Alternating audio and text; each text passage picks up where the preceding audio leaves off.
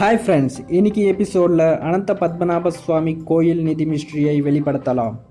நாம் எல்லாம் அனந்த பத்மநாப சுவாமி கோயில் போனப்போ நம்ம கண்ணுக்கு தெரியறது அந்த கோயிலில் இருக்கிற விஷ்ணுமூர்த்தி இல்லை, அங்கே இருக்கிற லட்சக்கோடி ரூபாய் விலையான நிதி.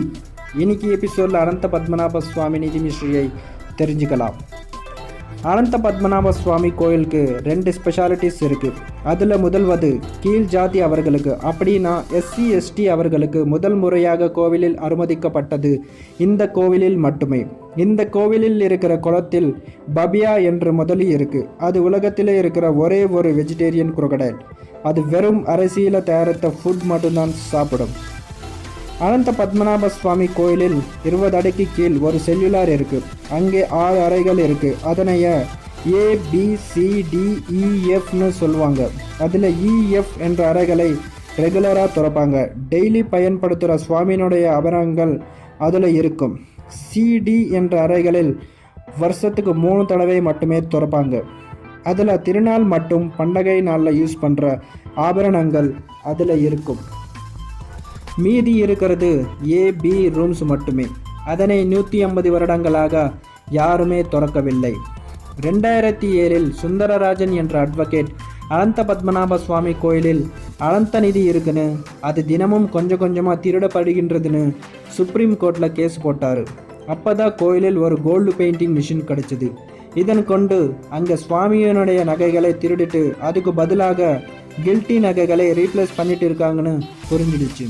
ஸோ இமிடியேட்டாக கோயிலில் இருக்கிற எல்லா ரூமை திறந்து அங்கே இருக்கிற நகைகளை கணக்கு சொல்லணும்னு சுப்ரீம் கோர்ட் தீர்ப்பு கொடுத்தாங்க.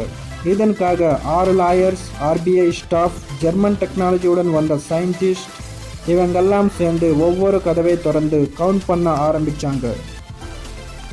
இப்படி CDEF அறைகளை என்றதுக்கப்புறமா B கதவை கிட்ட வந்தாங்க. அது ஒரு ஐரன் டோர். அது மேலே 2 பாம்புகளுடைய டிசைன் இருக்குது. அதனை திறக்கிறதுக்கு எவ்வளோ ட்ரை பண்ணாலும் அது திறக்கவில்லை.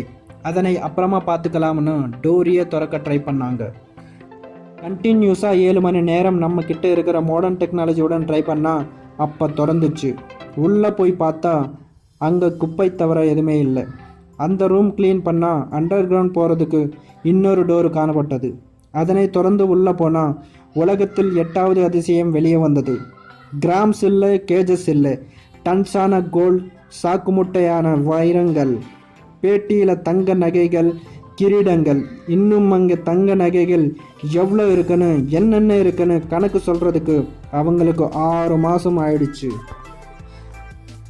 இது மட்டும் இல்லாமல் ரீசெண்டாக அண்டர் கிரவுண்டில் GH என்ற ரூம்ஸும் இருக்குன்னு கண்டுபிடிச்சாங்க. அதையும் இன்னும் திறக்கவில்லை. அப்படின்னா இன்னும் 3 ரூம்ஸ் திறக்க வேண்டியது இருக்குது. இப்போது அந்த நிதி எங்கிருந்து வந்திருக்குன்னு பார்ப்போம்.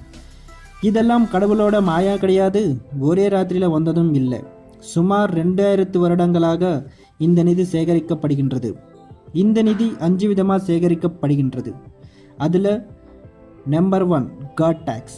டிராவன்கோர் மகாராஜா அவர்கள் பத்மநாப சுவாமிக்கும் மகாபக்தர். அவர் ராஜ்யத்தில் யார் எவ்வளோ சம்பாதித்தாலும் அதில் கடவுளுக்கு கொஞ்சம் சதவீதம் கொடுக்கணும்னு ரூல்ஸ் பாஸ் பண்ணி அந்த காணிக்கைகளை முழுசாக கடவுளுக்கே கொடுத்து விட்டார். நம்பர் 2 இன்வேஜன். டிராவன்கோர் சமஸ்தானம் பக்கத்து ராஜ்யத்தோடு போராடி ஜெயிச்சு கொண்டு வந்த நிதியை பத்மநாப சுவாமிக்கு சமர்ப்பித்தார்கள். Number 3 gifts. ஸ்ரீகிருஷ்ண தேவராயலும் மற்றும் கேரளாவில் இருக்கிற பல அரசர்கள் பத்மநாப சுவாமிக்கு பக்தர்கள். அவர்கள் கடவுள் ஆசீர்வாதத்துக்காக பெரிய அளவில் பொக்கிஷங்கள் சமர்ப்பித்தார்கள். நம்பர் 4 மகாராணி கௌரி லக்ஷ்மி பாய் காலத்தில் டிராவன்கோர் ராஜ்யத்தில் உள்ள அதிகப்படியான காணிக்கைகள் கலெக்ட் பண்ணி டிராவன்கோர் கோட்டையில் சேமித்தார். Number 5 and main source black gold, that is pepper. உலகத்தில் highest production of pepper is Kerala. அந்த பொருளுக்கு ரொம்ப மதிப்பு இருந்திருக்கு. எவ்வளோனா மிளகு வெயிட்டுக்கு சரியான தங்கத்தை கொடுத்துட்டு இருந்தார்கள். அப்படின்னா எவ்வளோ வெயிட் மிளகா கேரளாவிலிருந்து வெளியே போகுதோ அவ்வளோக்கு அவ்வளோ தங்கம் வாங்கிட்டு இருந்தார்கள். இப்படி இந்த 5 வழியில் வந்த தங்கம், வைரங்கள் எல்லாமே டிராவன்கோர் கோட்டையில் பெரிய அளவில் இருந்தது. மிகவும் ரகசியமாக புதையில் மறந்தது காரணம் என்னன்னா, பெரும் புதையல் டிராவன்கோர் ராஜ்யத்தில் இருக்குன்னு தெரிஞ்சுக்கிட்ட நெதர்லாண்ட்ஸ் மற்றும் போர்ச்சுகீஸ் நாட்டு மக்கள் 1741 டிராவன்கோர் ராஜ்யத்தை தாக்கியார்கள். ஆனால் நம் மக்கள் அவர்களுடன் நன்றாக போராடினார்.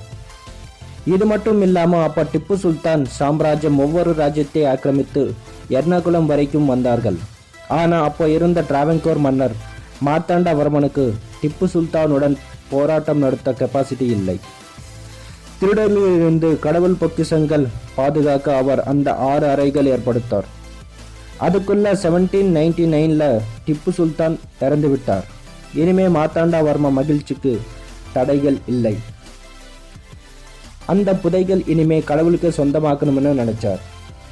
நம்ம நாட்டிலேயே மிகவும் சக்தி வாய்ந்த மந்திரவாதிகள் கேரளாவில் மட்டுமே இருக்காங்க.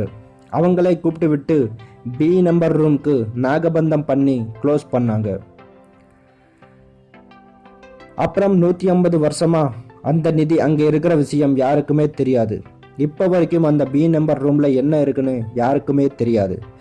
சில கையெழுத்து பிரதிகள் படி இப்போ வரைக்கும் கிடைச்ச புதையல் விட 5 டைம்ஸ் அதிகமான புதையல் அந்த B நம்பர் ரூம்ல இருக்கும்னு சொல்றாங்க. அப்படின்னா சுமார் 5 லட்சம் கோடி புதையல்.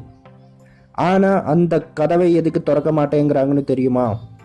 அங்க ஏதாவது பெரிய ஒரு ஆட்டம் பாம் இல்லைனா பயோ வெப்பன் மாதிரி இல்லைனா விஷவாய்ந்த பொருட்கள்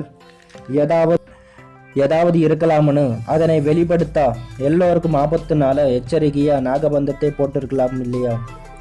இன்னொரு விஷயம் என்னன்னா, அந்த கதவை திறக்க யாராவது ட்ரை பண்ணா அவங்க சத்துடுவாங்கன்னு சாபம் இருக்கு.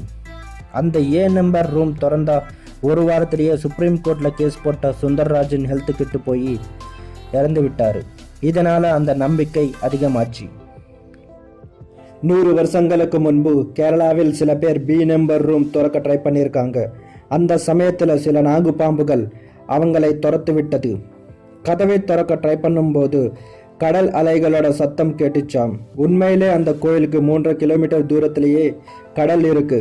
யாரும் அந்த டோர் ஓபன் பண்ண ட்ரை பண்ணாலும் பாம்புகளுடைய புஷ் என்ற சவுண்ட், அதே மாதிரி அலைகளோட சவுண்ட் கேட்டுச்சாம். சில பேர் அந்த கதவை திறந்தா சுனாமி வந்து இந்த உலகமே அழிஞ்சிடும்னு சொல்றாங்க. அந்த 6 ரூம்ல B ரூம் மட்டுமே கடவுளுக்கு ரொம்ப பக்கத்துல இருக்கு. அதனால அந்த ரூம்ல கடவுளுக்கு ரொம்ப முக்கியமான பொருட்கள் ஏதாவது இருக்கலாம், இல்லைன்னா கடவுளே அந்த ரூம்ல இருக்கலாம்னு அங்க இருக்கிற பூசாரிகள் சொல்றாங்க. அந்த ரூம்ல என்ன இருக்கணும்னு தெரிஞ்சுக்கணும்னா முதல்ல நாகபந்தத்தை எடுக்கணும். நிறைய பேர் சாதுக்கள் என்ன சொல்றாங்கன்னா, நாகபந்தத்தை எடுக்கிறதுக்கு கோட் லாங்குவேஜ் மாதிரி ஒரு கருட மந்திரம் இருக்கும். அதனை சொன்னோம்னா அந்த கதவை தானாவே திறக்குமாம். ஆனா அவ்வளோ டேலண்ட் இருக்கிற நாகபந்தத்தை எடுக்கிற சித்த புருஷர்கள் இந்த காலத்தில் இல்லைன்னு சொல்றாங்க. இந்த கோவில் வரலாறு பற்றி நிறைய கையெழுத்து பிரதிகள் இருக்கு. ஆனா அந்த கதவை திறந்தா உலகம் அழிஞ்சிடும்னு எந்த கையெழுத்து பிரதிகளில் எழுதவில்லை. வெறும் அந்த நிதிக்காக யாருமே வரக்கூடாது என்ற யோசனையோட தான் பயமுறுத்துறதுக்கு இந்த ரூமர்ஸ் கிரியேட் பண்ணியிருக்காங்க. இங்க லட்சக்கோடி இருக்கு, யாருமே வரக்கூடாதுன்னு சொன்னா சும்மா இருப்பாங்களா? அதே மாதிரி இதனை திறந்தா நீ மட்டும் இல்லாம உன்னோட சேர்ந்து எல்லாருமே சத்துடுவாங்கன்னு சொன்னா அதுகிட்ட யாருமே வரமாட்டாங்க. அதே பிரின்சிபல் மார்த்தாண்டவர்மா யூஸ் பண்ணியிருக்காரு.